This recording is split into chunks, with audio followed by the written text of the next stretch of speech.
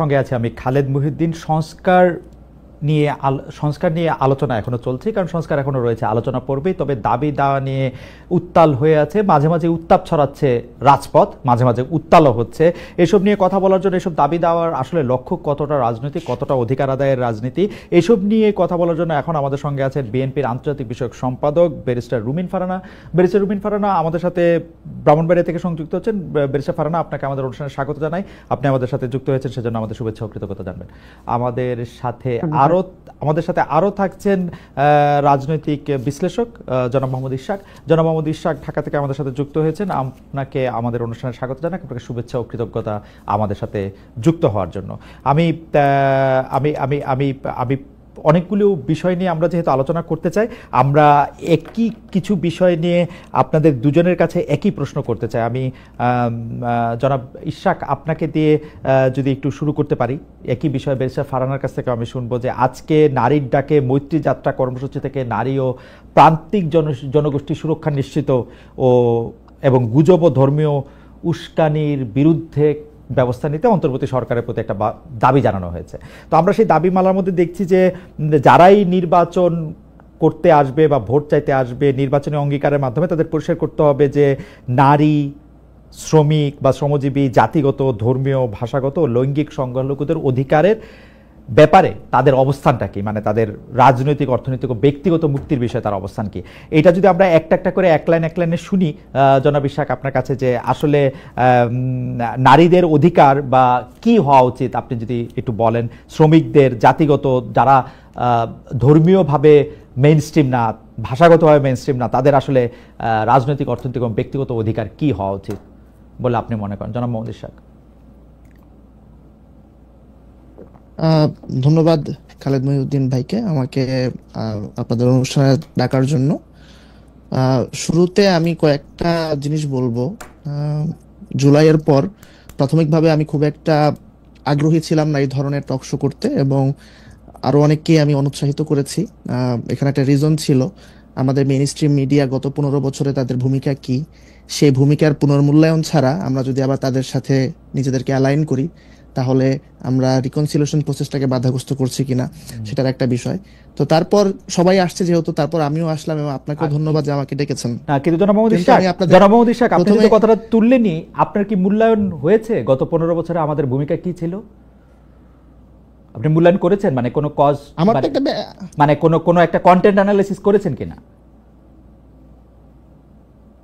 হ্যাঁ, আমার তো মূল্যায়ন আছে। আমরা এগুলো নিয়ে আমি ব্যক্তিগতভাবে লেখালেখি করেছি, আমরা একটা রিসার্চও করেছিলাম। সিটিজেন ইনিশিয়েটিভ একটা সামাজিক সংগঠন থেকে, অ্যান্টিফ্যাসিস্ট কোয়ালিশন, তাদের একটা প্ল্যাটফর্ম আছে, সেখান থেকে আমরা যৌথভাবে একটা কন্টেন্ট অ্যানালাইসিস করেছিলাম যে কিভাবে মূলধারার গণমাধ্যমগুলো হাসিনার 15 বছরের শাসনকে বৈধতা দিয়েছে। তো আমি এখানে আলোচনা শুরু করার আগে আপনাকে প্রথমে অনুরোধ করবো যেটা, যে কাইন্ডলি প্লিজ আমাকে একটু সময় দিবেন কথা বলার জন্য।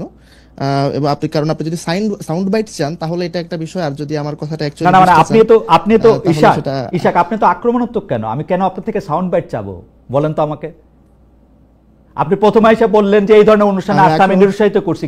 কি আক্রমণাত্মক হবো আপনার জন্য? আপনি আমারে বলেন তো, মানে আপনারা এইসব অ্যাপ্রোচ পাইছেন? আমি আপনার থেকে সাউন্ড বাইট কেন নিব? আপনি আমারে বলেন তো, আপনার থেকে সাউন্ড বাইট আমি কেন নিব? আমি কোন জায়গায় গিয়ে আপনার সাউন্ড বাইট আমি ব্যবহার করবো যে আপনার থেকে আমার সাউন্ড বাইট নিতে হবে? আপনি আমারে বলেন তো। আপনারা আমি এত ভদ্রভাবে এতভাবে একটা জিনিস জানতে চাইলাম, আপনি এই শিবের গীত কেন গাচ্ছেন? আপনি আমারে বলেন তো, মানে আপনি কি প্রমাণ করতে চাচ্ছেন? আপনি আমারে বলেন। আপনি আমার প্রশ্নের উত্তর দেন দয়া করে, যে আপনি বলেন যে নারী, শ্রমিক, জাতিগত, ধর্মীয়, ভাষাগত, লৈঙ্গিক এবং এই ধরনের, মানে আমি জানি না, আপনি প্রশ্নটা জবাব দেন। আমি আপনার কন্টেন্ট অ্যানালাইসিস বা আপনি কি কন্টেন্ট অ্যানালাইসিস করছেন আপনি আমাকে জানায়েন, আমি এটা দেখব না পরে। আচ্ছা ঠিক আছে। এই যে আপনি বললেন যে শিবির গীত, এখানে এই ধরনের লোডেড কোশ্চেন, এইটার মধ্যে আমি কোনো লোডেড কোশ্চেন করি না ইশাক, আমি কোনো লোডেড কোশ্চেন করি নাই। আমি আপনাকে কোশ্চেন করছি, কোশ্চেনের পরিপ্রেক্ষিতে আপনি যে কথা বলছেন সেই কথার প্রেক্ষিতে আমি বলছি যে আপনি ইররিলেভেন্ট ভাবে এই কথাটা এখন আপনি বলতেইছেন। আমি আপনার থেকে সাউন্ড বাইট চাচ্ছি।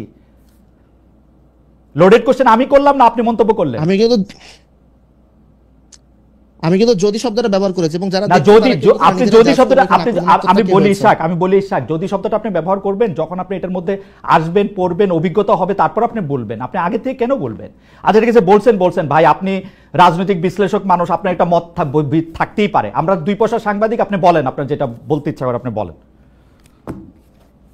আপনি কিন্তু নিজে বলেছেন, এগেইন মানুষ জাজ করবে এখানে কে আক্রমণাত্মক না না, হচ্ছে ঠিক এবং আছে, কে প্রজেকশন করছে নিজে। আপনি বলেন মানুষ জাজ করবে, সেটা আমি জানি। আপনি বলেন মানুষ যে জাজ করবে, এটা আমি জানি। আপনি বলেন যে মানুষের জাজমেন্টের জায়গা থেকে আপনি বলেন। আমি আবারও বলি, প্রশ্নটা বলি, এইটার মধ্যে বলা হয়েছে যে নির্বাচনী অঙ্গীকারের মাধ্যমে। আপনার প্রশ্ন আমি বুঝেছি, হ্যাঁ জি, অবশ্যই আপনি নির্বাচনী বলেন। অঙ্গীকারের মধ্যে এটা তো ইট গোজ উইদাউট সেইং প্রতিটা মানুষের সিভিল রাইটস আছে, হিউম্যান রাইটস, ইনএলিয়েনেবল হিউম্যান রাইটস আছে, যেটাকে কেউ ভায়োলেট করতে পারে না।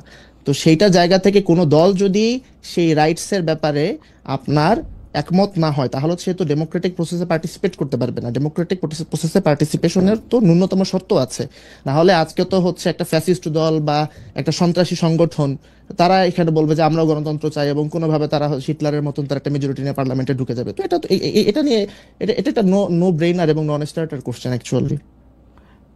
কোশ্চেনটা নন স্টেটার মাইনে নিলাম।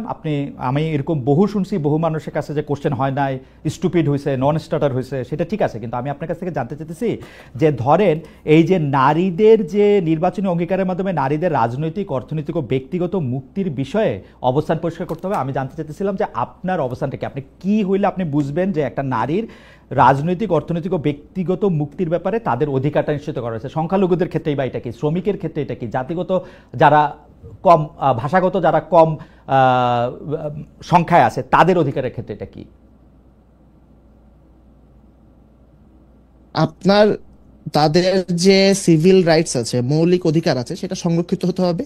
তাদের যে অপরচুনিটিস গুলো আছে, এবং যে অপরচুনিটিস গুলো, ইকোনমিক অপরচুনিটিস, পলিটিক্যাল অপরচুনিটিস এবং অন্যান্য যে সামাজিক সংগঠন এবং সামাজিক যে অধিকারগুলো আছে, সেইগুলো অপরচুনিটিস অ্যাভেল করার অ্যাক্সেস আছে কিনা এবং তারা সেটা করতে পারছে কিনা। সিম্পল, মানে এটা আমার কাছে মনে হচ্ছে এটা হচ্ছে এক কথায় জবাব দাও এই টাইপের একটা প্রশ্ন। এটা তো খুবই স্বাভাবিক, এটা এখানে এত বিশ্লেষণের আমি কোনো জায়গা দেখছি না। আপনার কাছে কি মনে হচ্ছে যে বর্তমানে এই দাবি করার কোনো দরকার আছে, নাকি এইগুলি আসলে আমাদের দেশে, আমাদের সমাজে এটা, এই অধিকারগুলি সংরক্ষণ করাই আছে, সব মানুষের সমান অধিকার পাইতেছে? আপনার কাছে কি মনে হয়? আমার কাছে মনে হয় যে এই দাবিগুলো আপনার এখানে করার যৌক্তিকতা আছে। কারণ যদি আমাদের এই প্রবলেমগুলো যদি সোসাইটিতে না থাকতো, তাহলে এই ডিমান্ডগুলো নিশ্চয়ই রেজ করতো না কেউ। সো যদিও আমরা বলছি যে ডেমোক্রেটিক প্রসেসে আপনার কেউ যদি কারো ফান্ডামেন্টাল রাইটস স্বীকার না করে, তাহলে তাকে আমরা ডেমোক্রেটিক প্রসেসে তাকে ঢুকতে দিব না। কিন্তু এরপরও আমরা দেখছি ডেমোক্রেটিক প্রসেসে অনেক পার্টি, অনেক ইন্ডিভিজুয়াল তারা পার্টিসিপেট করছে, এবং অনেক সময় তারা পপুলিস্ট কারণে বা অন্যান্য কারণে তারা জনপ্রিয় হয়ে যাচ্ছে, যারা অ্যাকচুয়ালি এই ফান্ডামেন্টাল রাইটসগুলোর সাথে অ্যাগ্রি করছে না। সো সেক্ষেত্রে তারা যদি এই দাবিটা করে, দ্যাটস মোস্ট ওয়েলকাম। আহ, আপনি মনে করছেন যে তাদের এই দাবিগুলি করার যৌক্তিক কারণ আছে, এবং অনেক ক্ষেত্রে সেই দাবিগুলির ক্ষেত্রে যারা করছে না তাদের এটা মেনে নিতে? আপনার কাছে কি মনে হয় যে এই দাবিগুলি মানার ক্ষেত্রে কারো কোনো একটা সুস্পষ্ট অবস্থান আছে, বা কেউ এই দাবিগুলি না মানার ক্ষেত্রে একটা অবস্থান নিয়েছে, এরকম কি মনে হচ্ছে কখন, মানে কোনো ক্ষেত্রে? মানে আমি যদি বলতে চাই যে এই যে গুজব ও ধর্মীয় উস্কানির বিরুদ্ধে যে একটা কথা বলা হচ্ছে, এই গুজব বা এই ধর্মীয় উস্কানির বিরুদ্ধে কি কোনো একটা পক্ষ প্রতিপক্ষ আছে যে এরা গুজব ছড়াচ্ছে বা এরা এই ধর্মীয় উস্কানি দিচ্ছে, এরকম কি কখনো আপনার মনে হচ্ছে?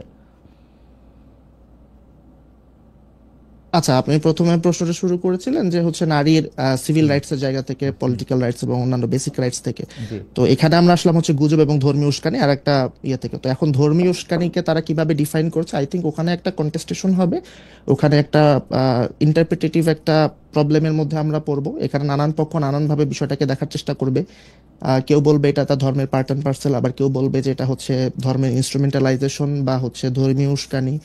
আবার গুজব, আওয়ামী লীগ তো ফেক নিউজ, সত্যকেও ফেক নিউজ বলেছে, আবার ফেক নিউজকে সত্য বলে চালিয়ে দিয়েছে, এরকম আপনার এখন আরো অনেক পার্টি তারা তাদের মতন করে ট্রুথ ক্লেম হাজির করবে। সো আই থিঙ্ক ওখানে একটা প্রবলেম হবে।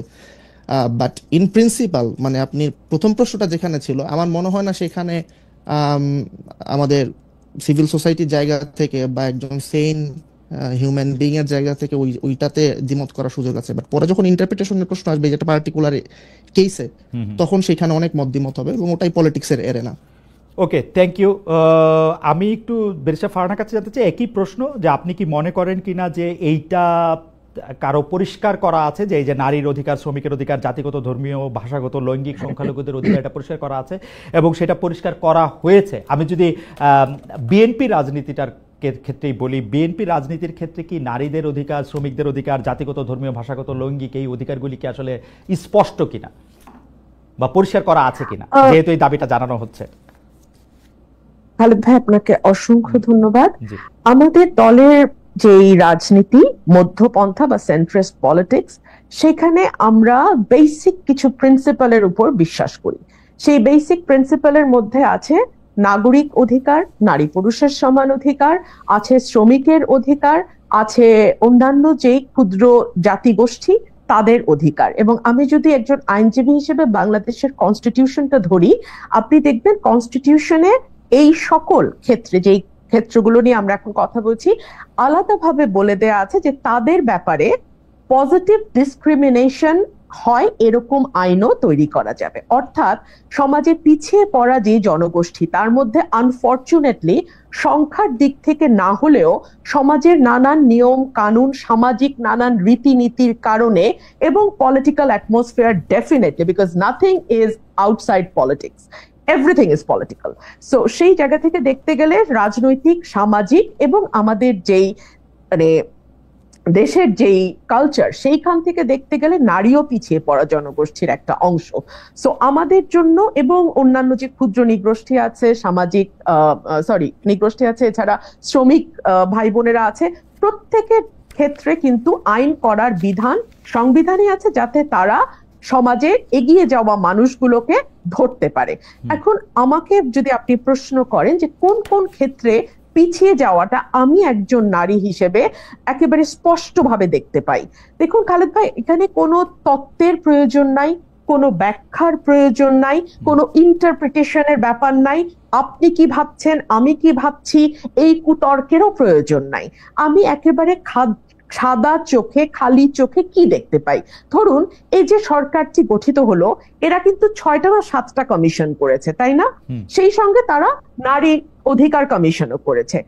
প্রত্যেকটা কমিশনের রিপোর্ট নিয়ে প্রচুর তর্ক বিতর্ক হয়েছে, রাজনৈতিক দলগুলো তাদের যুক্তি তুলে ধরেছেন, পক্ষে বলেছেন, বিপক্ষে বলেছেন, কিন্তু নারী কমিশনের রিপোর্ট বের হওয়ার সাথে সাথে যেভাবে বলা হলো যে এটা নিয়ে কোনো তর্কই হবে না, কমিশন বাতিল করো, এরকম কোনো আওয়াজ কিন্তু বেরিস্টার ফারহানা, আপনার কাছে কি মনে হয় না যে অন্যান্য কমিশনের রিপোর্টগুলি তো সরাসরি ধর্মীয় যে রীতিনীতিগুলি আছে, যে আদেশ নিষেধ বিধিগুলি আছে, সেই বিধিগুলিকে তো আসলে তার সাংঘর্ষিক হয়ে তো সেগুলি আসে নাই। তো এটা কি স্বাভাবিক প্রতিক্রিয়া না বাংলাদেশের ক্ষেত্রে? আপনি যদি মনে করেন এখন অন্য কমিশনের ক্ষেত্রে এরকম কোনো নীতি থাকতো যেটা আসলে ধর্মের সাথে সরাসরি সংঘর্ষ করতেছে বলে কেউ মনে করতেছে, তাহলে সেইটার প্রতিবাদ করতে পারবে না? খালেদ ভাই, 466টা সুপারিশ ছিল, তার মধ্যে ধর্মের সাথে সরাসরি সাংঘর্ষিক যদি 10টা, 20টা, 25টা, ধরলাম 100টা, একদম ম্যাক্সিমাম ধরলাম, সেগুলোকে বাদ দিয়েও তো বাকি 366টা নিয়ে আলোচনা হতে পারতো, তাই না? কিন্তু সেই পথটাই বন্ধ করে দেওয়ার কথা হলো। 1, 2 হলো কোন কমিশনের সদস্যকে, আমি আপনার এখানে কোট আনকোট এই শব্দটি উচ্চারণ করছি কারণ আমি চাই না শব্দের ট্যাবুর কারণে আমি শব্দটি উচ্চারণে বিরত থাকি এবং অন্যরা মনে করুক যে এই ধরনের শব্দ তো আসলে ভদ্র সমাজে অচল না। আমার ওই কমিশনের 60 নারী সদস্যদের বেশ্যা ডাকা হলো। আমরা না খুব সহজে বেশ্যা লিখি এবং বলি। কিভাবে আমি জানলাম খালেদ ভাই? ধরুন এই যে আপনার মতন হাজারটা, আমি আসলে এই জীবনে গত 17 বছরে কয়টা টকশো করেছি আমি জানি না, মানে লক্ষাধিক হয়েছে কিনা তাও জানি না, হয়তো হয়েছে। এখানে ম্যাক্সিমাম কমেন্ট আমার তর্কের খাতিরে পাল্টা যুক্তি আমি পাই না। আমাদের সমাজের পুরুষরা এতই মূর্খ, এতই অশিক্ষিত এবং এতই গর্ধব, আমি দুঃখিত আপনার এই ভাষায় বলার জন্য, এতই অশিক্ষিত এবং এতই গর্ধব যে তারা একজন নারীর যুক্তির পাল্টা কিন্তু বারিশা ফারহানা একটু এক পেশে বলতেছেন কিনা যে গালাগালি করা হয়েছে, সেই গালাগালি কিন্তু হেফাজত ইসলামের পক্ষ থেকে, আমি কি বলবো, তারা প্রেস রিলিজ দিয়ে বক্তব্য দিয়ে তারা বলছে যে এটা তাদের বক্তব্য না, এইটা তারা প্রত্যাহার করেছে, এটা তাদের আসলে বলার উদ্দেশ্য ছিল না, এটা তারা সাপোর্টও করেন না, এটা এরকম কিন্তু তারা বলছে। আর আপনি ধরেন পুরুষদের গালাগালি আপনি করতেই পারেন, কিন্তু আপনি যদি যারা আপনার অবস্থানটা সাপোর্ট করে না তাদের মধ্যে কিন্তু অনেক নারীও আছেন, ওইটাও কিন্তু একটা বাস্তবতা। খুব ইন্টারেস্টিং কি জানেন খালেদ, নারীরা পছন্দ করে না, কিন্তু আমি এখন পর্যন্ত কোনো নারীকে আমাকে কোনো খারাপ মন্তব্য বা কোনো কুরুচিপূর্ণ মন্তব্য বা গালি এখন পর্যন্ত দেখিনি। অদ্ভুত কাণ্ড, দেখেন 17 বছর, ইটস আ লং টাইম, আমি কোনো নারীকে দেখিনি। দুই হলো, হেফাজত কখন বলল? যখন দেখলো চারপাশ থেকে এত বেশি সমালোচনা হচ্ছে যে সেটাকে কোনোভাবে পাশ কাটানো যাচ্ছে না, এক। দুই হলো, হেফাজতের যেই শত শত লক্ষ লক্ষ হাজারে হাজারে ভাইয়েরা সেখানে উপস্থিত ছিলেন, তাদের কারো একবারও মনে হলো না যে ইসলাম এই নোংরা ভাষায় গালিকে কি চোখে দেখে, ইসলামে এই ব্যাপারে কি বলা আছে? একজন ভাইও কি উঠে দাঁড়িয়ে প্রতিবাদ করে বলেছেন যে আমার ধর্ম এই ধরনের গালিগালাজ প্রশ্রয় দেয় না, অ্যালাউ করে না? কেউ তো বলেন নাই।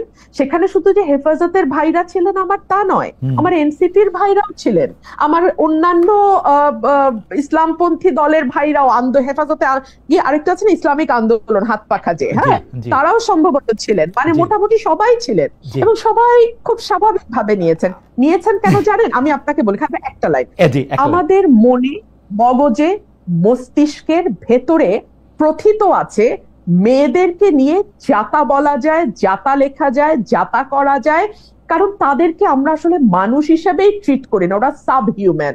তো এই যে আমার আরেক ভাই আজকে আমার সঙ্গে যুক্ত হয়ে বলছিলেন না যে না এটা তো সবার জন্যই হিউম্যান রাইটস, আগে তো নারীকে আপনি হিউম্যান হিসেবে আপনার স্বীকার করতে হবে, তাই না?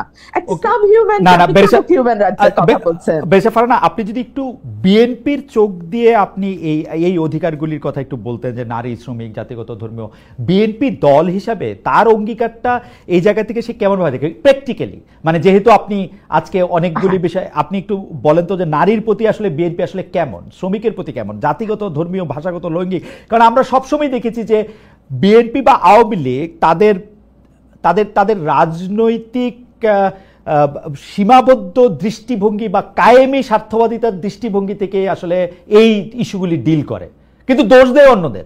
ইন্টারেস্টিং। কিন্তু দেখুন, আমি আপনাকে শুরুতে বলেছি যে everything is political, nothing is outside politics. So এই দৃষ্টিকোণ থেকে যদি আপনি দেখেন নারীর ব্যাপারে বিএনপি কি ধরনের মনোভাব পোষণ করে, আমি আমার নিজের ব্যক্তিগত অভিজ্ঞতায় আপনার সাথে শেয়ার করি। ধরুন আমার দল যখন 2018 সালে নির্বাচনে গেল, আমার যে কনস্টিটুয়েন্সি ব্রাহ্মণবাড়িয়ায়, সেই কনস্টিটুয়েন্সিতে আগের 7 বারের এমপি ছিলেন। সুতরাং সঙ্গত কারণেই নমিনেশন চাওয়ার পরেও আমি নমিনেশন পাইনি, ওই ভদ্রলোক পেয়েছেন এবং উনি জিতেও এসছেন। সো বিএনপির ওই চয়েসটা হয়তো ঠিকই ছিল, কিন্তু সংরক্ষিত নারী আসনে বিএনপি কিন্তু আমাকে মনোনীত করেছে। আচ্ছা, আমাকে মনোনয়নের পেছনে কারণটা কি? সাধারণত আমরা দেখি সংরক্ষিত নারী আসনগুলোতে কোনো না কোনো, মানে দলের কোনো না কোনো নেতার স্ত্রী কিংবা তার কন্যা কিংবা তার বোন কিংবা তার ভালো বন্ধু, এরাই কেবলমাত্র সংরক্ষিত নারী আসনের মনোনয়ন পেয়ে থাকেন। আমার কিন্তু সেরকম কোনো ব্যাকিং এই দলটিতে নাই, একেবারেই নাই। সো আমার ইউএসপিটা কি ছিল? আমার ইউএসপি ছিল আমি ওরেটর, আমি কথা বলতে পারি, এবং ওই সময় বিএনপির প্রয়োজন ছিল পার্লামেন্টে এমন একজনকে পাঠানো যে কথা বলতে পারে, যে বিএনপির কথাগুলো মানুষের সামনে তুলে ধরতে পারবে। সো ওই দিক থেকে চিন্তা করলে আপনি দেখেন আমাকেও আমার ওই ইউএসপিটাকে ইউজ করেই সংসদে যেতে হয়েছে। আপনি যদি এটাকে আরো ব্রডার পার্সপেক্টিভে আমরা দেখি, ফর এক্সাম্পল জেনারেল নমিনেশনের ক্ষেত্রে, খালেদ ভাই, আমি এখন যদি আমার দলকে দোষ দেই যে কেন তারা নারীকে আরো বেশি নমিনেশন দিচ্ছে না, কেন 50% নারী যেই দেশে, সেই দেশে, বা 53% সেই দেশে কেন অন্তত 33% আসনে, ঠিক আছে, 33% আসনে আমরা সরাসরি নারী মনোনয়ন দেখছি না কেন জানেন? বিকজ দুটো কারণ। এক হচ্ছে আমরা সত্যিকার অর্থে জিতে আসার মতো সেরকম নারী ক্যান্ডিডেট অতগুলো নেই, আসলেই নেই খালেদ ভাই।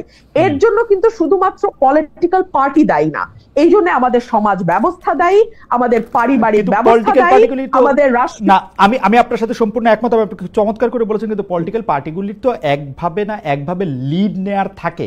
এখন আমরা যত বেশি জামাত শিবিরের, এনসিপির বা আওয়ামী লীগের সমালোচনা করি, এটা না করার ক্ষেত্রে সেই সমালোচনাটা আসলে বিএনপির এগেইনস্টও আসলে করতে পারবো কিনা, বিএনপি মুখে যা বলে আসলে সেটা প্র্যাকটিক্যালি তা করে কিনা।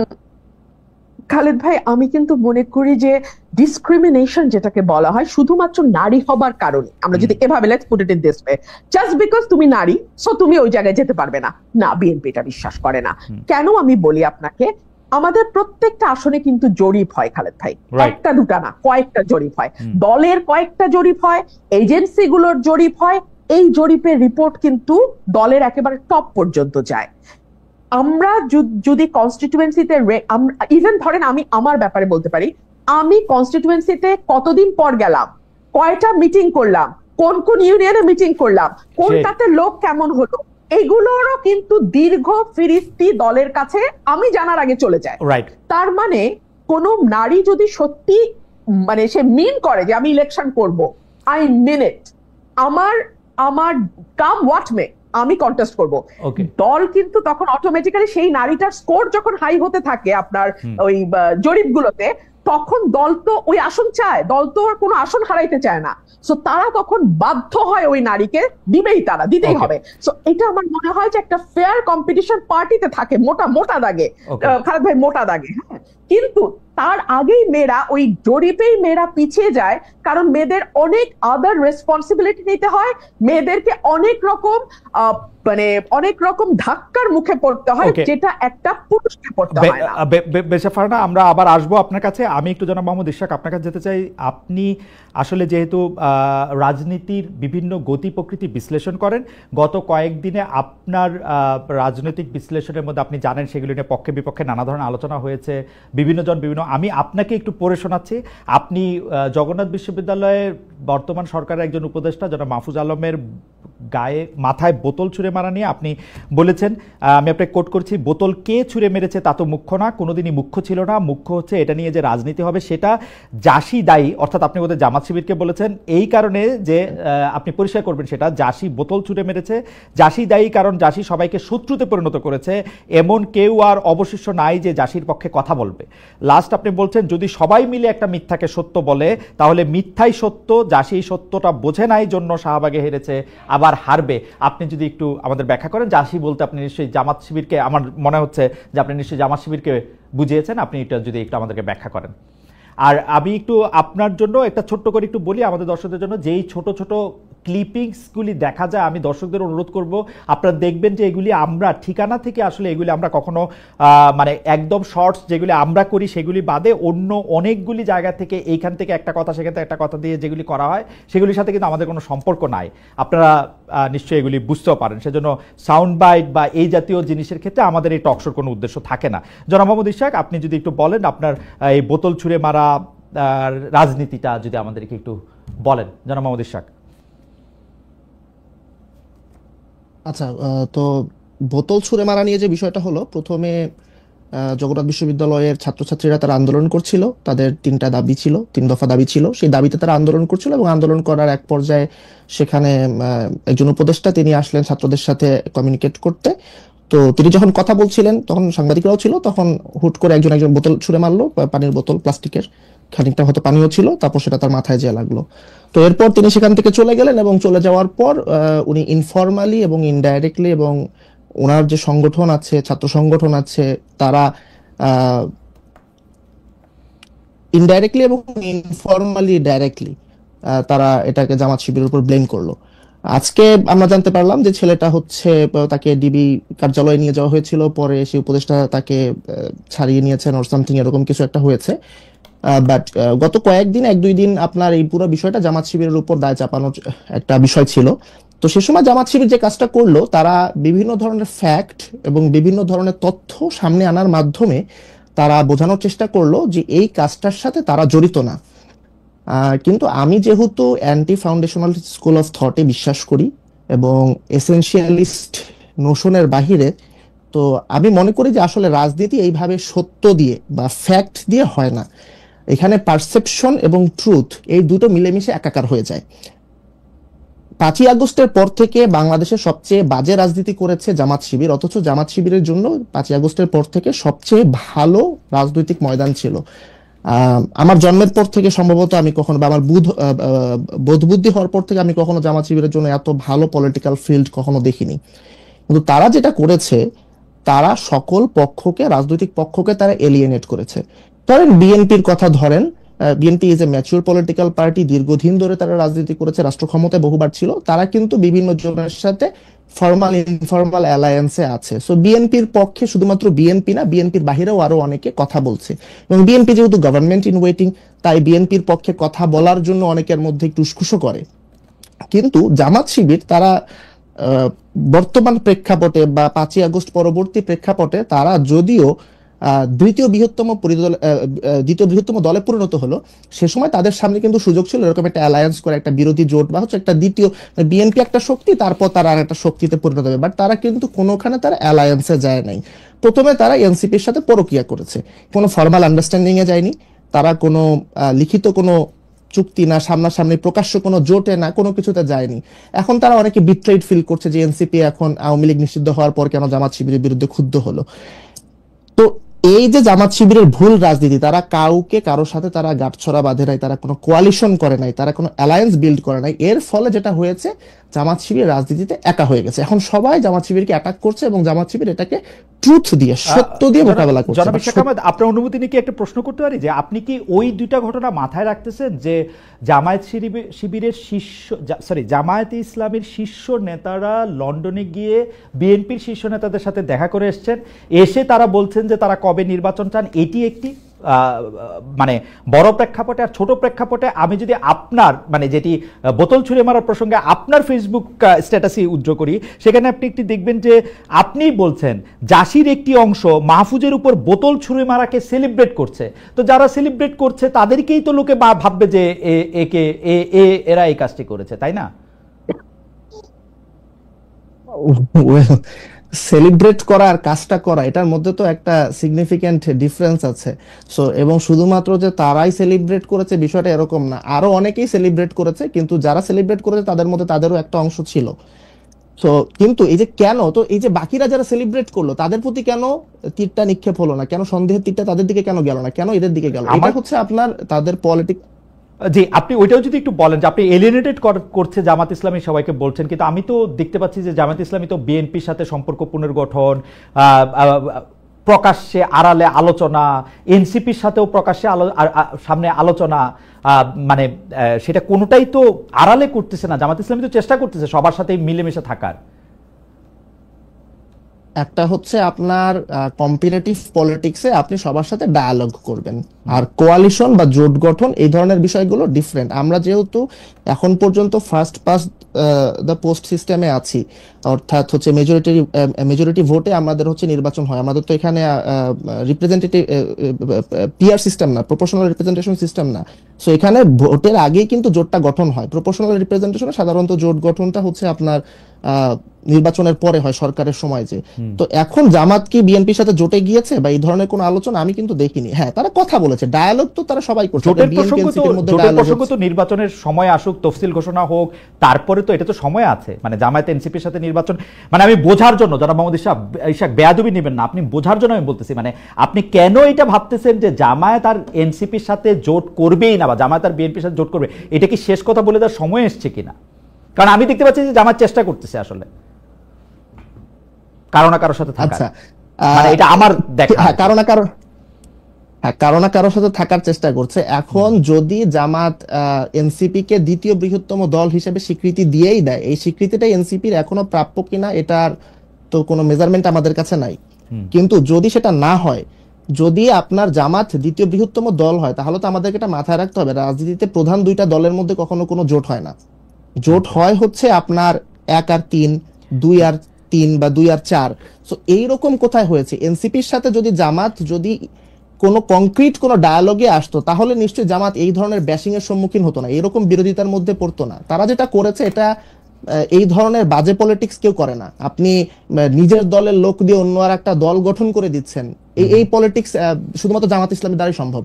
কিন্তু আওয়ামী লীগ আমাদেরকে দেখাইছে না যে একটা হাসি খুশি বিরোধী দল রাখা সম্ভব, জাতীয় পার্টি। আচ্ছা, আর জামাত ইসলামী তো সেই হাসি খুশি, জামাত ইসলামী তো বিএনপি সেই হাসি খুশি বিরোধী দলটাও হইতে পারে, মানে সেই সম্ভাবনা তো আমি দেখতে পাচ্ছি আসলে। মানে আমি যদি প্রশ্নের খাতিরে আপনাকে জানতে চাই আর কি।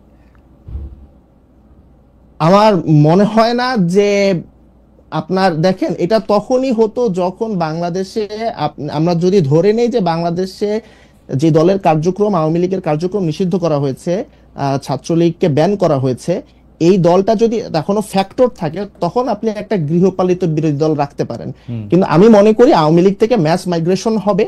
এখানে খুব একটা ইন্টারেস্টিং ঘটনা ঘটেছে বাংলাদেশের এবং গ্লোবাল হিউম্যান রাইটস এর ইয়েতে, এটা আমাদের একটা রিমার্কেবল অ্যাচিভমেন্ট। এটা দেখেন, আমরা কিন্তু কোনো ইন্ডিভিজুয়ালের এগেইনস্টে রিভেঞ্জ নিচ্ছি না, কোনো ইন্ডিভিজুয়ালকে পলিটিক্স থেকে ব্লকও করছি না, আমরা ফ্যাসিস্ট পার্টিকে আমরা টার্গেট করেছি। এখানে যারা হিটার্টো ফ্যাসিস্ট ছিল এবং যারা এই দলের সাথে নানানভাবে নানান কারণে যুক্ত ছিল, ব্যক্তিগত কারণ থাকতে পারে, আপনার প্রলোভন থাকতে পারে, কোয়ারশন থাকতে পারে, তারা কিন্তু পলিটিক্সে রিহেবিলিটেট হবে। সো আমি মনে করি এটা ম্যাস মাইগ্রেশন হবে, তারা অন্যান্য দলে চলে যাবে, অন্যান্য দলে যাওয়ার পর সেখানে তার সুযোগ আমি মনে করি নাই। এখন যদি আওয়ামী লীগ কোনোভাবে কামব্যাক করে তখন সে ইকুয়েশন, আওয়ামী লীগের কামব্যাকটা আমি দেখতে পাচ্ছি না, সুতরাং ওইটা আলোচনা বাইরে থাক। কিন্তু আপনি আমাকে একটু যদি ছোট্ট করে একটু বলেন যে আপনি বিএনপি জামাত এনসিপির কথা বলতেছিলেন, আপনি বলতেছিলেন 1 নাম্বার বা 2 নাম্বার দল। যদি আমি বিএনপিকে প্রথম সবচেয়ে বেশি জনপ্রিয় রাজনৈতিক দল বলি এককভাবে, দ্বিতীয় যদি জামায়াতকে বলি, এই প্রথম আর দ্বিতীয়ের মধ্যে তফাৎ কতটুকু, বা দ্বিতীয় যদি আপনি এনসিপিকে বলতে চান, তাদের প্রথম দ্বিতীয় তৃতীয়ের মধ্যে থেকে আসলে তফাৎটা কত? মানে তারা কি খুব কাছাকাছি প্রতিপক্ষ, BNP Jamaat NCP? Not necessarily. আপনার বিএনপি খুবই ম্যাচিউর একটা পলিটিক্যাল পার্টি, তারা রাষ্ট্র ক্ষমতায় বহুবার থেকেছে।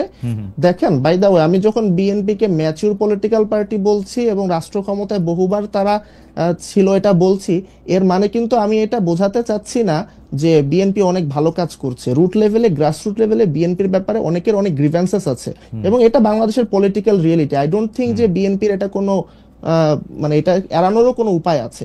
বাট আপনার রাষ্ট্র ক্ষমতায় যাওয়ার ক্ষেত্রে বা এই যে 5ই আগস্টের পর থেকে যে পলিটিক্স, এটা বিএনপির মতন এত ম্যাচিউরলি আর কেউ হ্যান্ডেল করতে পারে নাই। বিএনপি খুবই ওপেন মাইন্ডেড থেকেছে, যে কারোর সাথে সময়ে সময়ে সে পার্টনার চেঞ্জ করার দিকেও উইলিংনেস দেখিয়েছে, রেটরিকে সে ফ্লেক্সিবিলিটি রেখেছে। কিন্তু জামাতের ক্ষেত্রে যে আপনার মানে ইউনিক যে বিষয়টা, এবং এটা ইন এ নেগেটিভ সেন্স আমি বলবো, সেটা হচ্ছে জামাত এক্সট্রিমলি রিজিড। এবং আমি মনে করি যে ডক্ট্রিনাল একটা ব্যাপার, কারণ যদি ডক্ট্রিনাল ব্যাপার হতো তাহলে ধরে 1940s এ জামাতের যে ডক্ট্রিন, সেই ডক্ট্রিন দিয়ে তো 2025 সালে জামাতের কার্যক্রম ব্যাখ্যা করা সম্ভব না। একসময় তো জামাতে আপনার আইনজীবী হওয়াই নিষিদ্ধ ছিল, হ্যাঁ, স্কুল কলেজে পড়াশোনা, তারপর শিক্ষকতা, এগুলো জামাতে আপনার ডক্ট্রিনে নিষিদ্ধ ছিল। বাট সেখান থেকে কিন্তু তারা আপগ্রেড করেছে। কিন্তু তাদের মধ্যে একটা লিডারশিপ আমি দেখি যে একটা ক্যারিসমেটিক একটা লিডারশিপের অভাব আছে। সো এখানে তারা কোয়ালিশন বিল্ড করতে পারছে না। প্রধান বিরোধী দল যে হবে, আপনার ধরেন, আমি কি একটা মিনিট আপনার কাছে চেয়ে নিতে পারি? জি প্লিজ। আপনার ধরেন হাসিনা তো স্বৈরাচার ছিল, ইভেন হাসিনাও কিন্তু সে একা স্বৈরাচার না। পৃথিবীর কোনো স্বৈরাচারী একা থাকে না, তার কিছু একটা সিলেক্টরেট থাকে, তার কিছু হেঞ্চম্যান থাকে। সো তারও একটা জোট ছিল। আমি যেটা বলতে চাচ্ছি, দেখেন বিএনপির ইনফর্মাল ফর্মাল একটা জোট আছে, জামাতের সেই জোটটা কি? এবং ধরেন জামাতের পক্ষে কথা শুধু জামাত বলে। আগে তো ধরেন শাহ আব্দুল হান্নানের মতন সিভিল সোসাইটির 1-2 জন ছিলেন, এখন সেই শাহ আব্দুল হান্নানটাও জামাতের নেই।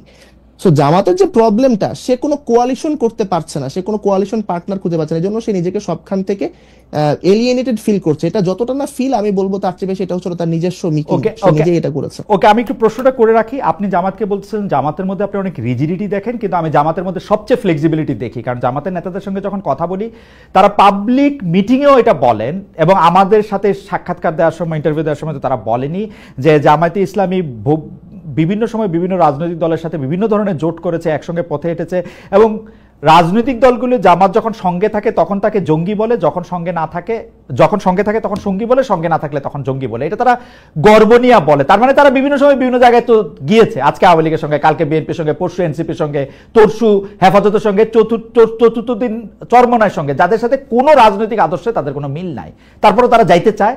সেজন্য আমি তাদের মধ্যে ফ্লেক্সিবিলিটি দেখি। আপনি নিশ্চয়ই বলবেন, আমরা একটু ব্যারিস্টার ফারহানার কাছ থেকে, জি আপনি কি কিছু বলতে চাচ্ছেন? নিশ্চয় বলেন। আমি কি এক লাইন এবং একটা প্রশ্নের মাধ্যমে এটার উত্তর দিব? জি বলেন। আল্লাহর দুনিয়া সবার কাছে মারা খাওয়া কি পলিটিক্যাল ম্যাচুরিটি? আমি আপনার কথা বুঝতে পারি না, আপনি কি একটু সত্যিকারের বাংলা ভাষায় একটু কথা বলতে পারেন? আমি জানি না মানে যে মানে আপনি মানে একটু চেষ্টা করবেন কিনা যে এটা যাতে আরো, এটা একটা ফ্যামিলি প্রোগ্রাম এবং এই প্রোগ্রামের মধ্যে মানে আমার কাছে এগুলি কুলনেস লাগে না আর কি। আমি মারা খাওয়া বলেছি, আমার মনে হয় না যেটা, আমি জানি না, আমি এটা মানে জানি না, আমি এটা মানে জানি না। আপনি যেটা মানে যেটা বোঝা যায়, আপনি যদি সবার কাছে বিটেন আপ হন, মানে আপনি যদি সবার কাছে মার খান, হেরে যান, হ্যাঁ তো মারা খাওয়া, তো হ্যাঁ এটা মানে মারা খাওয়া, এটা কেন? ওকে, আমি জানি না, ঠিক আছে। আমার মনে হয় যে আপনাকে আসলে আপনার দর্শকরা বা ওরা নিশ্চয়ই আপনাকে বুঝতে পারছেন আপনি কি বলছেন, আমি বুঝি আর না বুঝি। আপনার কাছে আসবো আবার আমি। ব্যারিস্টার ফারহানা, আমি দর্শকদের কাছে জানতে চাইছিলাম আপনার কাছে প্রশ্ন করার আগে, যে জাতীয় সঙ্গীত, জাতীয় পতাকা, ৭১-এর স্বাধীনতার পক্ষে কথা বললে জীবন চলে যায় বলেছেন বিএনপি নেতা রুহুল কবির রিজভী। আমরা দর্শকদের কাছে জানতে চেয়েছিলাম ছাত্রদল নেতা মানে ঢাকা বিশ্ববিদ্যালয়ের ছাত্রদল নেতা সাম্য হত্যা নিয়ে এই মন্তব্য সঠিক বলে মনে করেন কিনা? শতকরা ৩৭% মনে করছেন সঠিক, শতকরা ৬৩% মনে করছেন সঠিক নয়। কিন্তু ব্যারিস্টার ফারহানা, আমার একদম একটা স্পষ্ট প্রশ্ন, আসলে বাংলাদেশে এই যে জাতীয় সঙ্গীত, জাতীয় পতাকা, ৭১-এর স্বাধীনতার পক্ষে কথা বলা বা কারা তার সঙ্গী হবে, কারা জঙ্গি হবে, এই জিনিসগুলি কিন্তু ৭৮ সালের পর থেকে, বিএনপির প্রতিষ্ঠার পর থেকে বিএনপি আসলে লিড করেছে, জাতিকে বিএনপি পথ দেখিয়েছে, বিএনপি ইনক্লুশন করেছে, বিএনপি আজকে যাদেরকে মুনাফেক বলে তাদের গাড়িতে জাতীয় পতাকা দিয়েছে, বিএনপি পলিটিক্যালি তাদের দীর্ঘদিনের পরীক্ষিত রাজনৈতিক নেতাদের বঞ্চিত করে জামাত নেতাদের হাতে ধানের শীষ তুলে দিয়েছে, জোট করে যা করার না তাও করেছে। এখন হঠাৎ করে জামাত এত খারাপ হয়ে গেল, আমি জনাব ইশাকের সাথে একদম একমত। যদি আজকে সিনারিওতে আওয়ামী লীগ থাকতো, ওর যদি জামাতকে লাগতো, তখন কিন্তু জামাত এত খারাপ হইতো না। বিএনপির এই রাজনীতিটাকে আপনি অনেক স্বার্থবাদী, মানে আপনি আপনাদের এই রাজনীতিটাকে অনেক স্বার্থবাদিতার রাজনীতি আপনি মনে করেন কিনা? দেখুন, বিএনপি ভোটের রাজনীতি করে, আওয়ামী লীগও ভোটের রাজনীতি করে। বাংলাদেশে এই ভোটের রাজনীতিতে, বাংলাদেশে নয় মানে সারা বিশ্বব্যাপী ভোটের রাজনীতিতে জোট একটা খুবই কমন একটা ফেনোমেনা, এবং সেই জোট গঠন আওয়ামী লীগও যেমন এক সময়ে জামাতের সঙ্গে যুগপৎ আন্দোলন করেছে, বিএনপিও সেভাবে জামাতের সঙ্গে ২০০১ সালে গিয়ে জোট করেছে। কিন্তু গত ১৫ বছর আমরা যেভাবে মুক্তিযুদ্ধের ইতিহাস বিকৃতি, সকল কৃতিত্ব একজনের হাতে দিয়ে দেওয়া, মুক্তিযোদ্ধার তালিকার মধ্যে হাজারে হাজারে ভুয়া মুক্তিযোদ্ধা ঢোকানো, কিংবা ধরুন একেবারে legal frame, digital security act করে দিয়ে মুক্তিযুদ্ধের ব্যাপারে কি বলারও করা হয়েছে। বিএনপি কিন্তু ৩ বার রাষ্ট্র পরিচালনার দায়িত্বে ছিল অতীতে, কিন্তু কখনো কিন্তু আমরা তেমনটি ঘটতে দেখি নাই। হ্যাঁ, আমি অস্বীকার করবার কোনো উপায় নাই, বিএনপি জামাতের সঙ্গে জোটের রাজনীতি করেছে, বিএনপি নিজামী গাড়িতে পতাকা তুলে দিয়েছে, মন্ত্রিত্ব দিয়েছে, এগুলো অস্বীকার করবার কিছু নেই, এগুলো ইতিহাস, এগুলো আমরা সকলেই জানি। তবে বাংলাদেশে রাজাকারের গাড়িতে প্রথম পতাকা আওয়ামী লীগ কিন্তু যখন তারা ক্ষমতায় এসেছিল ৯৬ সালে, তখন কিন্তু তারা তুলে দিয়েছিল নুরু রাজাকারের গাড়িতে, আমার যদি নামটা যদি ভুল না করে থাকি, হ্যাঁ, তো তারা তুলে দিয়েছিল। সো একটা বিষয় বলেন না, আমি কিছু বলতে চাইতেছি না, আমি শুধু মনে করাই দিতে চাচ্ছি যে মানে আমি এটা আওয়ামী লীগের আমলে বিএনপি নেতৃবৃন্দকে খুব বলতাম, আওয়ামী লীগের নেতৃবৃন্দকে খুব বলতাম, কিছু হলে বিএনপি জামাতের দোষ দিত, তো তা আমি ওদেরকে মনে করাই দিতাম যে ভাই আপনি তো দল করেন আওয়ামী লীগ, বিএনপি জামাত কি করলো সেটার অনুসরণ কেন করেন? না না, আমি জাস্ট এটুকুই বলতে চাইছি যে দুটো দলই কিন্তু ভোটের রাজনীতিতে জোট করেছে, বিভিন্ন সময় বিভিন্ন দলের সঙ্গে জোট করেছে। আমি আজকে একটা খবরের দিকে আপনার একটু দৃষ্টি আকর্ষণ করি। বাংলা ৭৮-এর ইতিহাস পরিবর্তনের উদ্যোগ ইউনূস সরকারের, isn't it a very alarming news? এবং সেই নিউজটার ভেতরে যখন আপনি ঢুকবেন, আপনি দেখবেন সেখানে বলা হচ্ছে জামাতে ইসলামী আরো দুটো দল, হ্যাঁ, এই দুটো দল ইসলামপন্থী, তাদের ব্যাপারে ৭১-এর এই দল তিনটার নাম বাদ দিতে হবে ইতিহাস থেকে। পরবর্তীতে এই ব্যাপারে জামুকা জানতোই না, যখন জানতে পারলো তখন তাদের তীব্র প্রতিবাদের মুখে এইটুকু বলা হলো যে তৎকালীন জামাতে ইসলামী এবং অন্য দুটি ইসলামিক দলের আগে তৎকালীন শব্দটা বসিয়ে দেয়া হবে। তো আমি মাত্র কিছুক্ষণ আগে আমি নিউজটা দেখেছি, সো আমি আসলে পুরোটা পড়তে পারিনি। এই নিউজটার ভেতরে খুব পরিষ্কার বলে দেওয়া আছে যে মুক্তিযুদ্ধের ইতিহাস থেকে কিভাবে জামাতকে এবং জামাতের অ্যালাইড যে পলিটিক্যাল পার্টিগুলো ছিল সেই সময় তাদেরকে বাদ দেবার একটি চেষ্টা আমরা লক্ষ্য করছি।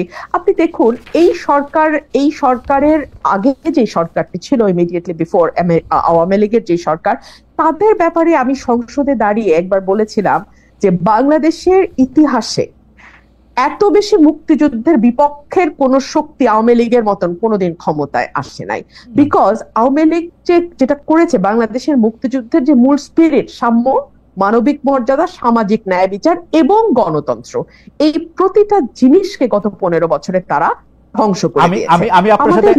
আমি একটু আপনার সাথে শামিল হই এই ব্যাপারে, আমি আপনার সাথে সম্পূর্ণ একমত। আওয়ামী লীগ সবচেয়ে বেশি মুক্তিযুদ্ধের যে স্পিরিটটার কথা তারা বলেছে তার বিপক্ষে তার প্রতিটা অবস্থা ছিল, কি বলে, প্রাতিষ্ঠানিক মানে প্রতিষ্ঠানগুলিকে ধ্বংস করা থেকে শুরু করে গণতন্ত্রকে বজায় না রাখা, মানে সমাজতন্ত্র নিশ্চিত না করা, ধর্মনিরপেক্ষতা, জাতীয়তাবাদের ক্ষেত্রেও তারা 10-0 পেয়েছে। একদম। কিন্তু আপনি যদি একটু বিএনপি রাজনীতিটা যদি একটু বলেন একটু সুবিধা।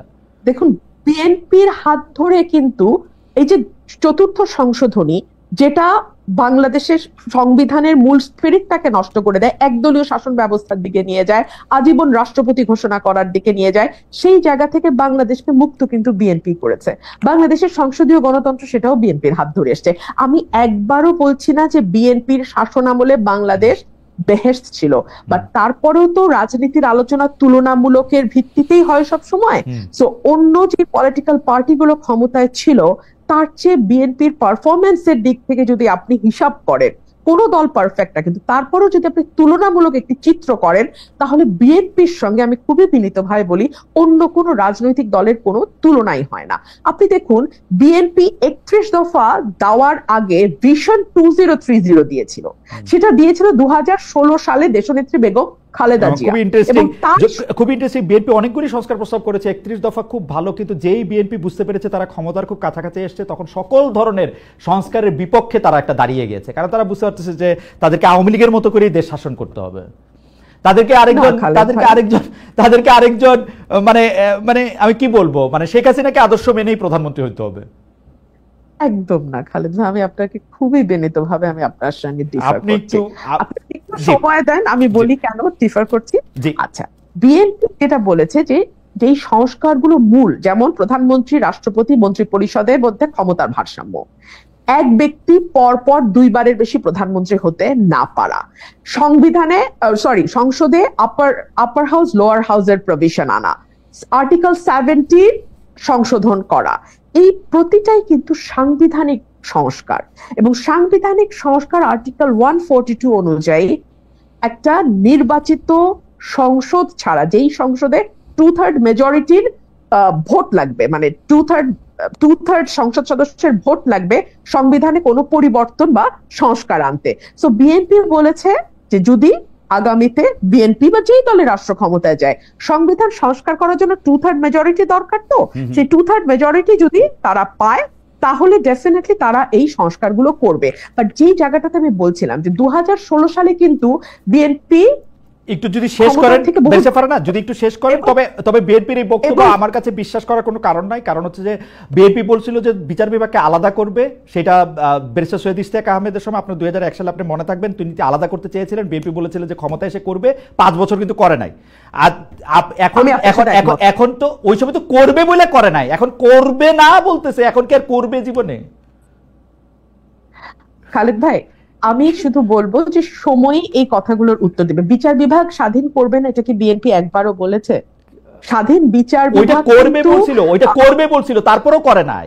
এটা তো সংস্কার তো করবে না, মানে 2 বারের বেশি প্রধানমন্ত্রী থাকতে পারবে না, এটা করবে না বলছে বিএনপি, তাইলে কি আর করবে?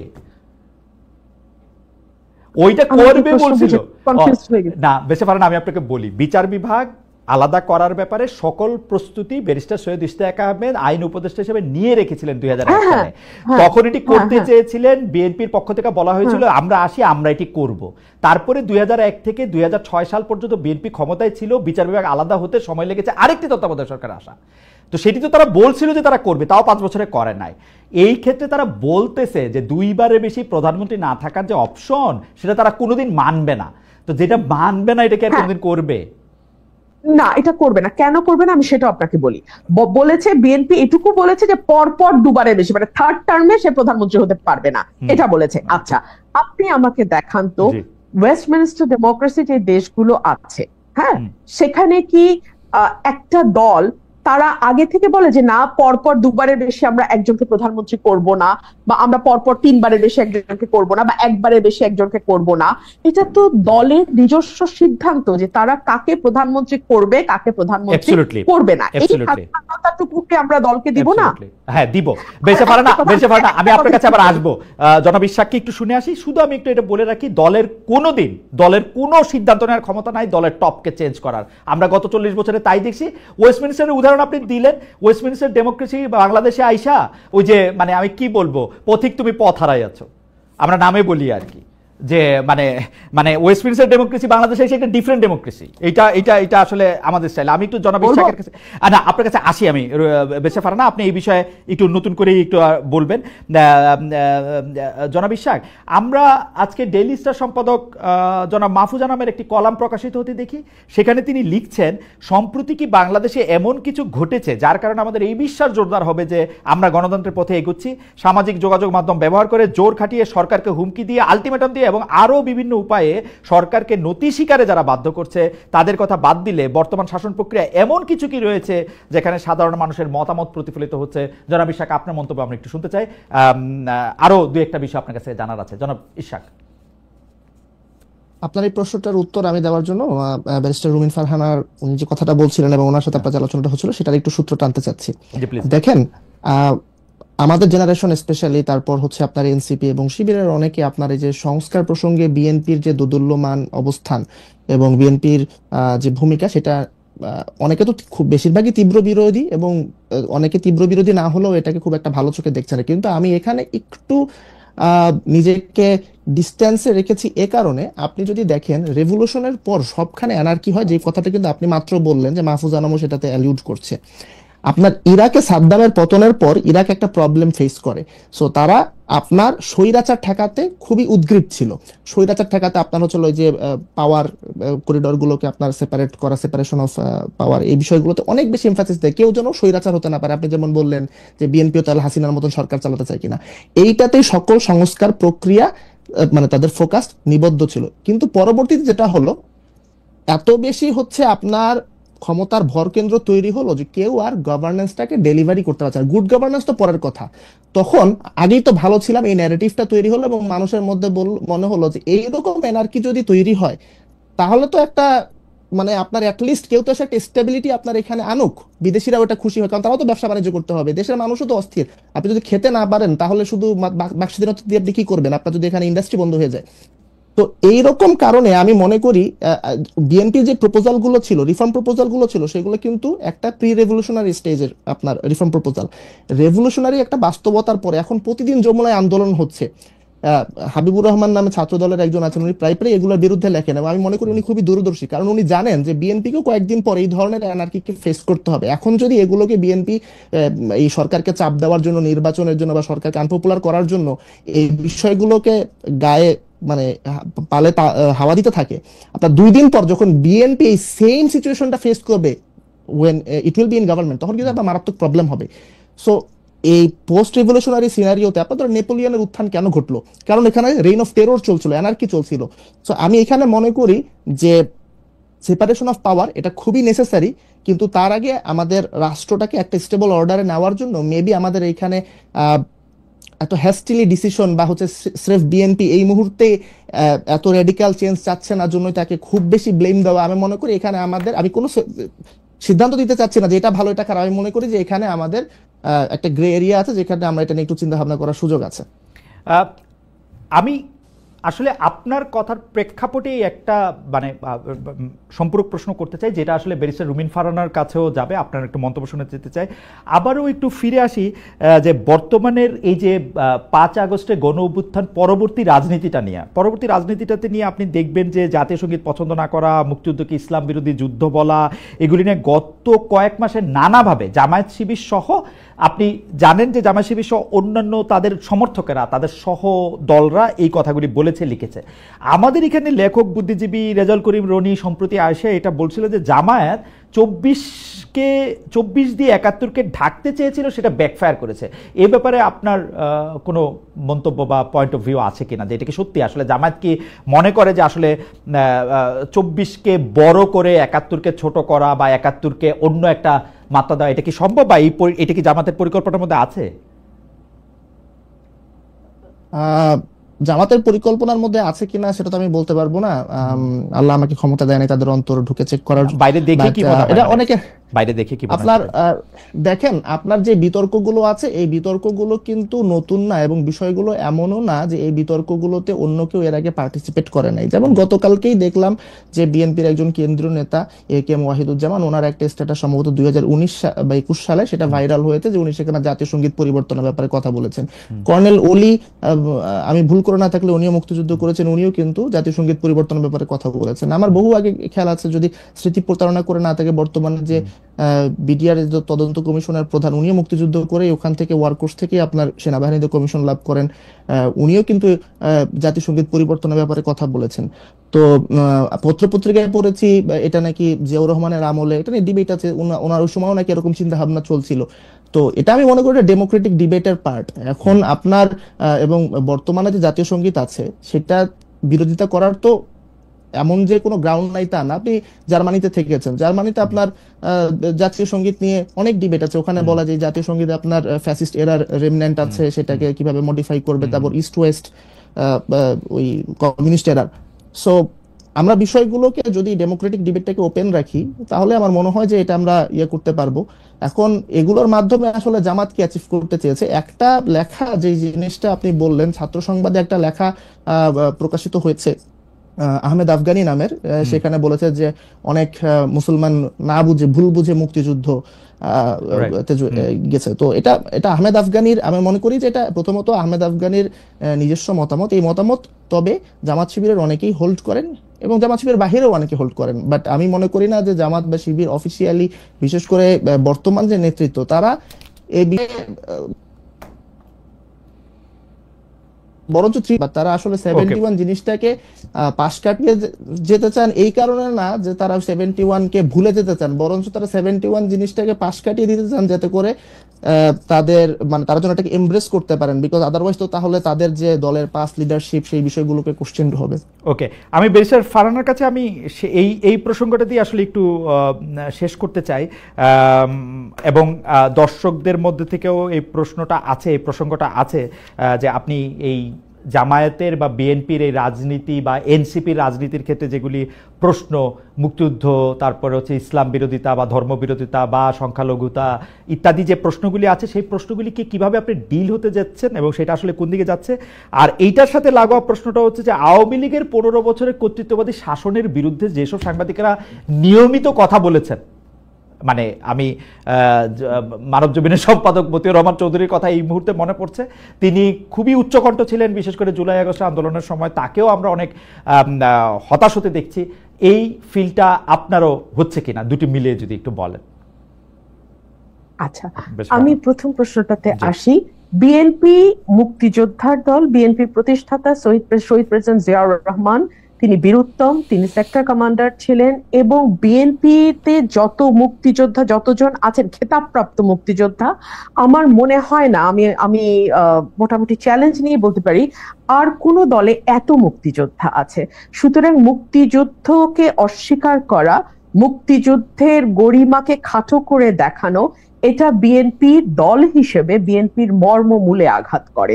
এর আগের প্রশ্নে আমি আপনাকে যে উত্তরটা দিয়েছিলাম জামাত এবং বিএনপির জোটের ব্যাপারে, আমি আপনাকে পরিষ্কার করে বলেছি ভোটের রাজনীতিতে জোট একটা বাস্তবতা, কিন্তু দ্যাট ডাজন্ট মিন যে দুটো দল যারা জোটবদ্ধ হচ্ছে তারা আদর্শিকভাবে একই আদর্শ ধারণ করে। কারণ যদি একই আদর্শ ধারণ করতো তাহলে তো একটি দলই হতো, তাহলে তার দুটি দল হতো না। দুই হচ্ছে এই অভ্যুত্থানের পরে যে বিষয়টি আমাকে সবচেয়ে বেশি আহত করেছে সেটি হচ্ছে পলিটিক্স তো আসলে দুই ধরনের, একটা হচ্ছে আইডেন্টিটি পলিটিক্স, একটা হচ্ছে ওয়েলফেয়ার পলিটিক্স।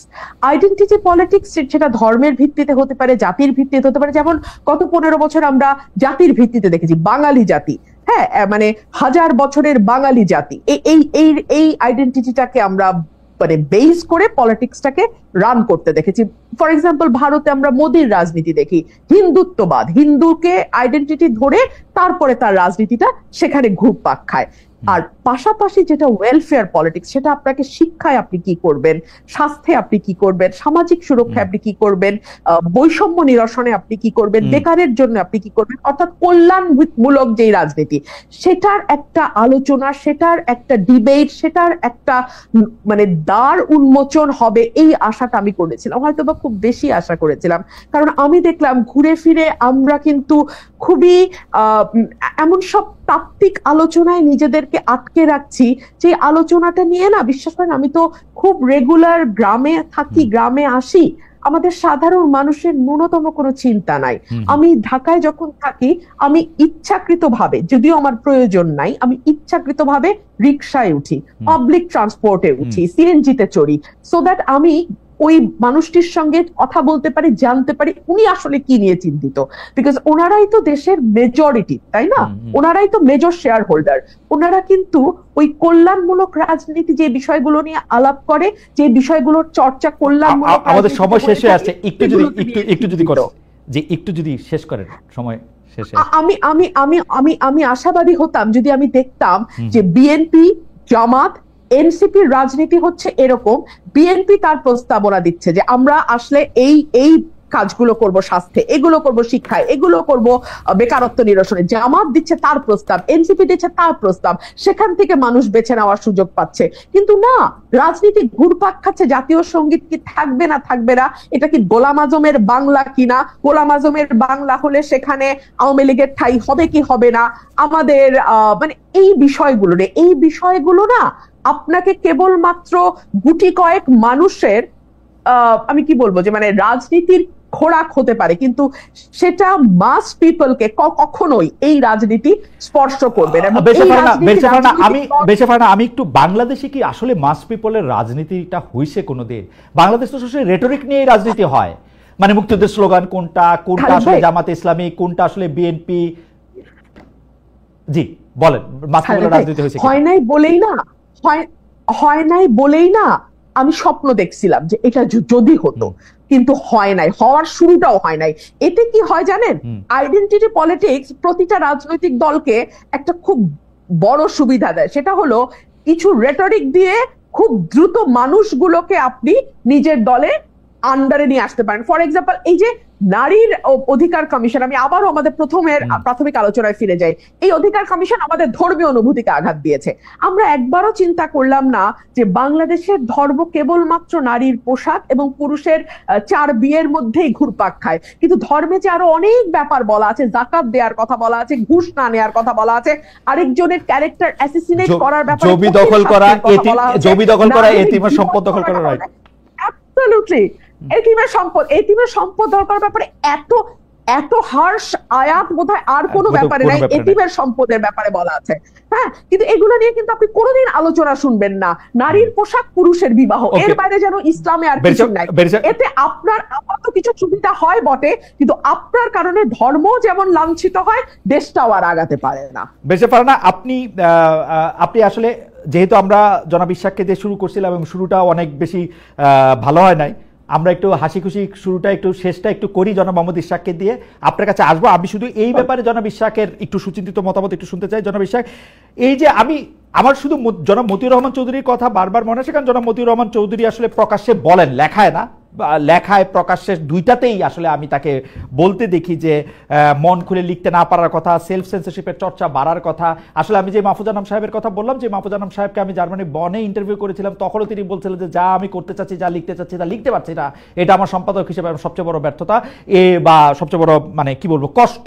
একইভাবে এই সেলফ সেন্সরশিপের চর্চা এখন কি আরো বেড়েছে কিনা আপনি কি দেখতে পান? উপদেষ্টাকে প্রশ্ন করলে অ্যাপারেটলি সাংবাদিকের চাকরি চলে যেতেছে, উপদেষ্টা না বললেও চলে যেতেছে। আগে তো শেখ হাসিনা তবু বলতো ওর চাকরি খাইয়া দাও, বা শেখ হাসিনার মেশিনারি বলতো, এখন বলতেও হয় না, অটোমেটিক চলে যায়। আর তারপরে তো সংবাদ প্রকাশ করে তা আবার ডিলিট করা হচ্ছে, মানে ঘটা কইরা।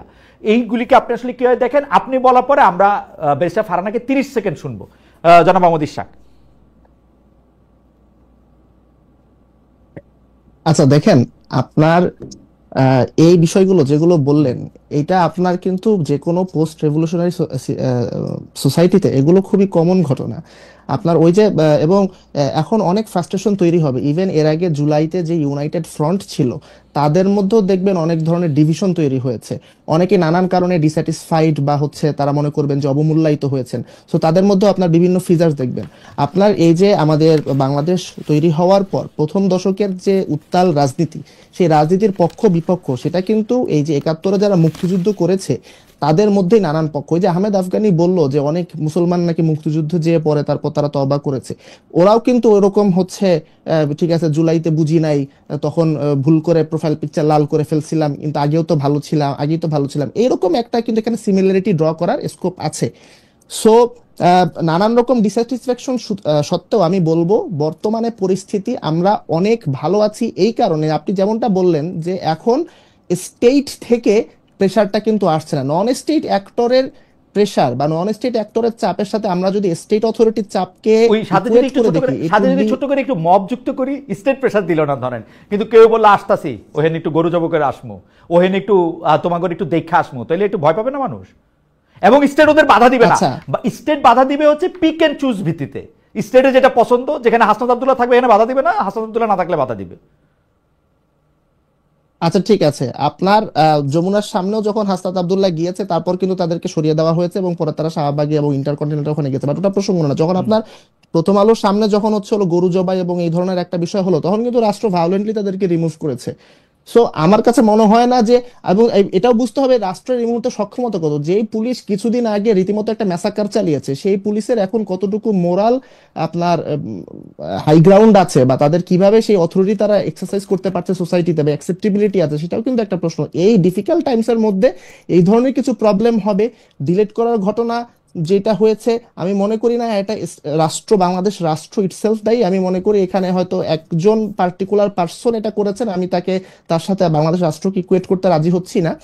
আমি মনে করব যে আমি দাবি করছি, স্ট্রংলি ক্লেম করছি যে বর্তমানে যে এই প্রবলেমগুলো আমরা দেখতে পাচ্ছি না, আমি মাহফুজ আলমের কথা বলছি না, মাহফুজ আলমের স্ট্যাটাস ডিলিট করার কথা বলছি না। আমি বলতেছি যে বগুড়া একটা ঘটনা ঘটছিল, আমি দেখলাম 3-4টা টেলিভিশন এটা রিপোর্ট করছে, রিপোর্ট করার পরে তারা আবার এটাকে ডিলিট করছে, এটা বলে যে না এরকম কোনো ঘটনা ঘটে নাই।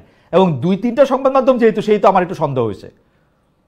এবং রাষ্ট্রের ক্ষেত্রে আমি একই ধরনের রিপোর্ট 3-4টা জায়গায় দেখতে পাচ্ছি, মানে যেরকম আওয়ামী লীগ আমলে দেখতে পাইতাম একই রিপোর্ট। আচ্ছা দেখেন, আমি এক্স্যাক্টলি জানি না আপনি কিসের কথা বলছেন, কিন্তু কয়েকদিন আগে জাতীয় সঙ্গীতের থামাই দেওয়া হইতেছে বা এরকম কিছু একটা মব গিয়া নষ্ট করছে, এরকম একটা খবর ছাপা হয়েছিল বেশ কয়েকটা টেলিভিশনে, অন্তত 2টা টেলিভিশনে আমি দেখছি, বেশ কয়েকটা গণমাধ্যমে। তারপরে তারা এটা তুলে নিছে, বলছে যে এরকম কোনো ঘটনা ঘটে না, আমরা অনবধানতা বশত এটা ছাপাইছি। আচ্ছা ঠিক আছে, আমি আপনাকে আরেকটা পাল্টা উদাহরণ দেই। ডেইলি স্টারে একটা সংবাদ ছাপা হলো যে একজন হিন্দু ধর্মাবলম্বী একজন ব্যক্তি ইনি মারা গেছেন। ডেইলি স্টার বললো এখানে হচ্ছে একটা রিলিজিয়াস একটা ক্ল্যাশের ব্যাপার ঘটেছে, এবং তারপর আপনার ভারতের যে ফরেন মিনিস্ট্রি তারাও একটা বিবৃতি দিয়ে দিল বাংলাদেশে সিস্টেমেটিক হিন্দু পারসিকিউশন চলছে। পরে এটা নিয়ে অনেক হলো, ইনভেস্টিগেশন হলো, ডেইলি স্টার নিজে পরে অ্যাডমিট করলো যেখানে ইনকনসিস্টেন্সি আছে এবং সেখানে গ্রস আপনার মানে জার্নালিস্টিক এথিক্স এর ভায়োলেশন হয়েছে, তারপর তারা উইথড্র করলো। এখন আপনি কি এই ধরনের প্র্যাকটিস তো হয়েছে, এবং আমি আবারও শুরুটা যেখানে থেকে করেছিলাম যে আমাদের জার্নালিজম, আমাদের তো সোসাইটি ফ্যাসিবাদের আমলে ট্রাস্ট ভেঙে যায়। আপনার দেখা যাচ্ছে যে একটা যখন সার্ভেলেন্স স্টেট তৈরি হয় তখন কি হয়, আপনার ওরওয়েলে আমরা পড়েছি যে ছেলে বাবাকে রিপোর্ট করছে, বাবা প্রতিবেশীকে রিপোর্ট করছে, সেখানে আমাদের জার্নালিস্টদের সাথে তো সোসাইটির ট্রাস্টের সম্পর্কটা আর আগের মতন নাই। তারা তো অনেকভাবে কনসেন্ট ম্যানুফ্যাকচার করেছে। সো ইভেন না, ওই যে আমি যেটা বললাম যে ডেইলি স্টারের যে ঘটনা আপনার হয়তো বা মনে থাকবে, আমার মনে আছে, তো এই ধরনের ঘটনাও ঘটেছে। আমার কাছে একটা জিনিস এটা শেষ, এই যে কনসেন্ট ম্যানুফ্যাকচারের কথা যেটা আপনি বলতেছেন, সেটার ক্ষেত্রে আবার আমি যদি আপনার কাছে ফিরে আসি, যে আপনি আবার বলতেছেন যে এখানে আসলে সত্য ব্যাপার না, এই যে সত্যটা ব্যাপার না, কনসেন্ট ম্যানুফ্যাকচার একটা বড় সংবাদ মাধ্যম কোনো একটা এজেন্ডা সেট করতে গিয়ে, তার কায়েমি স্বার্থ করতে গিয়ে করলো। এবং তাকে আসলে তার একটা প্রিন্টার্স লাইন আছে, একটা এডিটোরিয়াল পলিসি আছে, তাকে আমরা ধরতে পারলাম। অথবা আমি একটা সোশ্যাল ইনফ্লুয়েন্সার, আমি একটা বিকল্প মিডিয়া করে তুলছি, আমার কোনো এডিটিং নাই, কোনো কিছু নাই, আমি কন্টেন্ট ম্যানুফ্যাকচার করতেছি, কারণ সত্য কোনো ব্যাপার না, আমার এখন আদর্শটা প্রতিষ্ঠা করতে হবে। আপনি কি মনে করেন সেকেন্ডটা ভালো, যে আমি কন্টেন্ট ম্যানুফ্যাকচার করতে পারবো যেহেতু আমি ট্রেডিশনাল মিডিয়া না?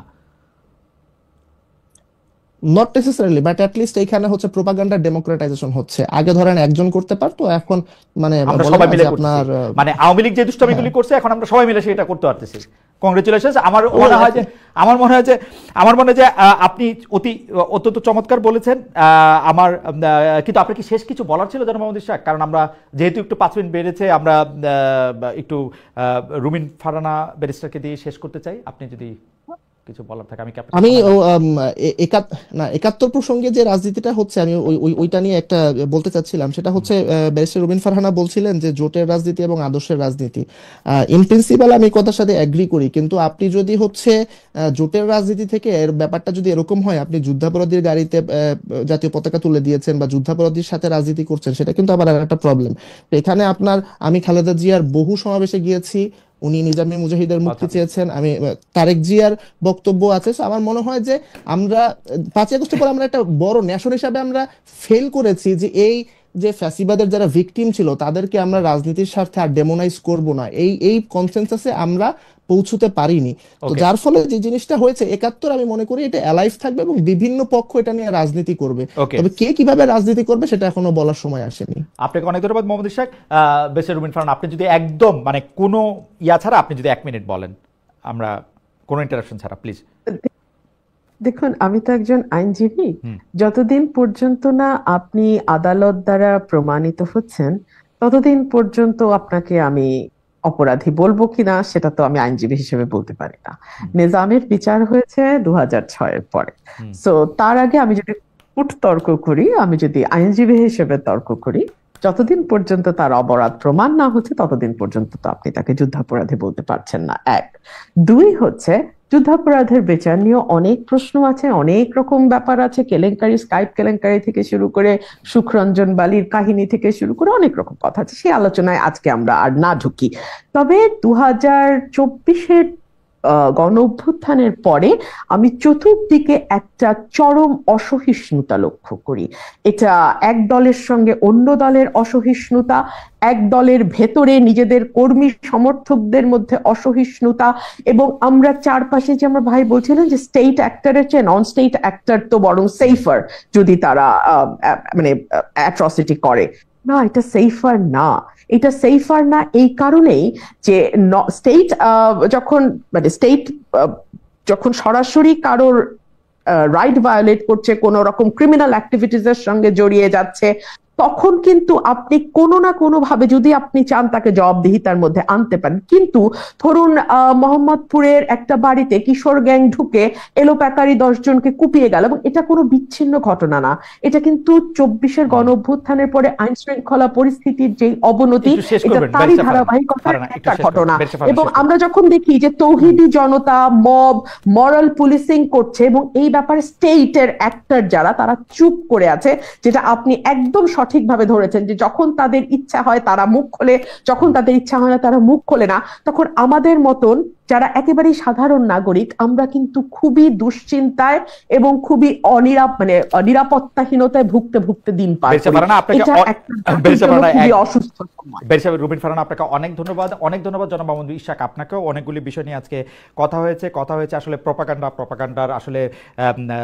প্রপাগান্ডার খুব গণতন্ত্রায়ন সম্ভব কিনা, প্রপাগান্ডাকে আসলে যে স্টেট মেশিনারি আসলে কতটা হেল্প করতেছে কিনা, কথা হয়েছে এই ধর্মীয় নারী এবং সংখ্যালঘুদের বিভিন্ন অধিকার নিয়ে। আপনাদের দুজনকে অনেক ধন্যবাদ আপনাদের মতামতের জন্য।